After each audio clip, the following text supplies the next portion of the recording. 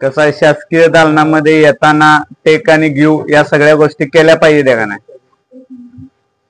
तुमचा साहेबांचा विषय होऊ द्या.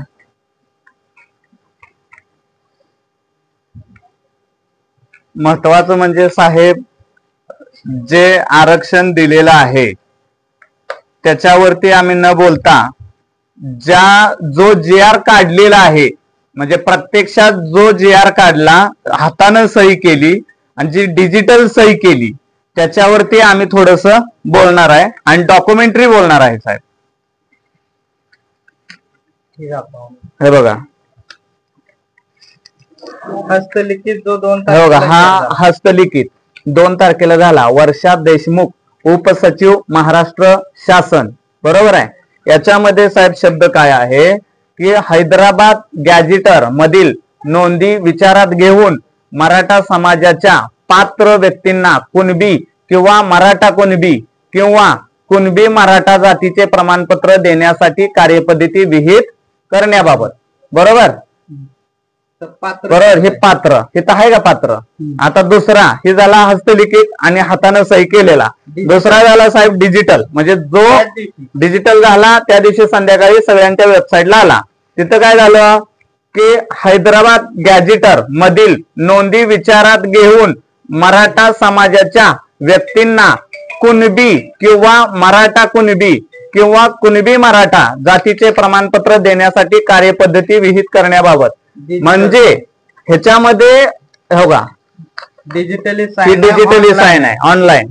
पात्र हा शब्द म्हणजे कुणी काढला, किती करोड घेतले? पात्र हा शब्द याच्यामध्ये नाही. याच्यामध्ये पात्र हा शब्द आहे म्हणजे राधाकृष्ण विखे पाटील, ते समितीचे अध्यक्ष, त्याचबरोबर वर्षा देशमुख, ते उपसचिव.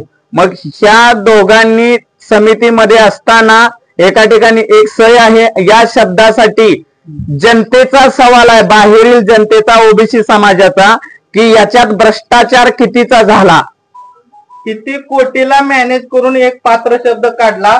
ही राज्यपाल आणि मुख्यमंत्र्यांना आम्ही निवेदन देतोय की त्याची चौकशी झाली पाहिजे. आणि नुसतंच ऐका की साहेब, नुसतंच ते निलंबित न होता या वर्षा देशमुख आणि उपसचिव जे आहेत आणि जे विखे पाटील आहेत, समितीचे अध्यक्ष, त्यांचा राजीनामा घेऊन त्यांच्यावरती चौकशी लावावी. ही ओबीसी, सकल ओबीसी समाज सांगोल तालुका आणि महाराष्ट्र राज्य यांची मागणी आहे साहेब. सह्या एकच व्यक्ती, सह्या एकच, फक्त फेरबदल का केला, शब्दामध्ये फेरबदल का, रुपये घेतले, हे आमचा सरकारला जबाब आहे.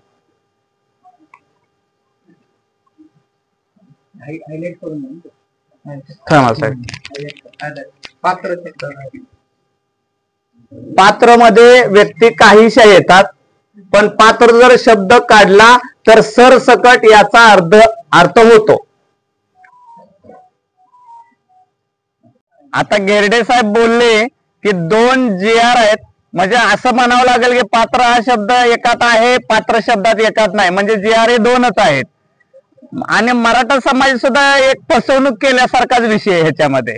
आदरणीय मनोज दादा असेल किंवा बाकीचे मराठा बांधव असतील, ह्यांची सुद्धा फसवणूक केल्यासारखीच आहेत. ह्याच्यामध्ये नक्की कोणाच्या सहमतीनं किती आर्थिक भ्रष्टाचार या समितीनं केला, या सचिवानं किती भ्रष्टाचार केला, हे मराठा समाजासमोर सुद्धा आलं पाहिजे. आणि जो मराठा आणि ओबीसी याच्यामध्ये जे ही समिती असेल, ही मंत्री असेल, 2 कागदाचा जी आर काढून जे भांडण लावायला लागले ती, ह्यांच्यामध्ये किती आर्थिक उलाढाल झाली हे समाजासमोर दोन्ही समाजावर आणावं लागल.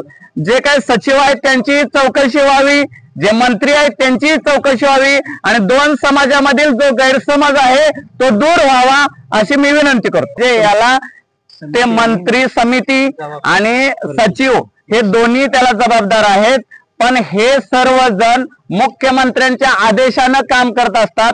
त्यामुळे मुख्यमंत्री साहेबांना सुद्धा माझी विनंती आहे, ही समिती आहे आणि हे जे 2 फेरफार आहेत याचा त्वरित खुलासा करावा, नाहीतर एक ओबीसी कोटी ओबीसी आझाद मैदानामध्ये आम्ही उपोषणास तयार आहेत. आमचे एक बांधव नाही 70 वर्षापासून उपाशी आहेत. असेच उपाशी सह्याद्रीच्या दऱ्याखोऱ्यातून वंजारी समाज आहे, धनगर समाज आहे, सनगर समाज आहे, रामोशी आहे, वडर आहे, डवरी आहे, नंदीवाला आहे, कुबडवाला आहे.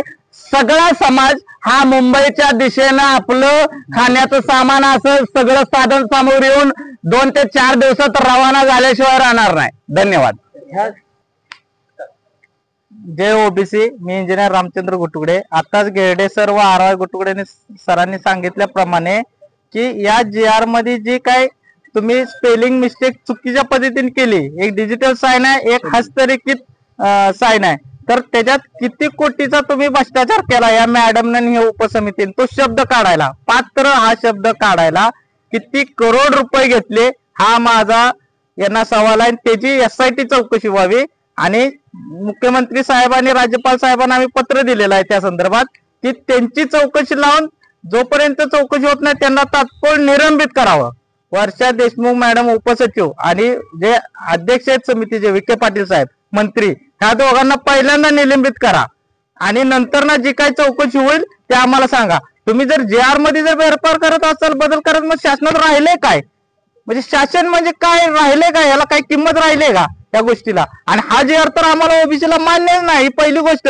पण तुम्ही त्याच्यात पण अर्ध्या दिवसात तुम्ही इकडचं तिकडं करला, मग अंकुश कुणाचं राहिलंय का? या सचिवांवरती, या मंत्र्यांवरती अंकुश कुणाचं राहिलंय का? हे मी तुम्हाला सांगायचं. आणि आम्ही आमच्या पद्धतीने लढा उभा करू. सांगोल तालुक्याच्या वतीनं आज निवेदन दिलंय. भविष्य काळात मोठा मोर्चा काढून हे GR वगैरे ते रद्द होतील, ते कायद्याने होतील. पण ह्या शब्दासाठी किती CR घेतले या समितीनं आणि वर्षा देशमुख मॅडमनं, हे मला मुख्यमंत्र्यांना आणि राज्यपालांना आपल्याद्वारे सांगायचे. धन्यवाद.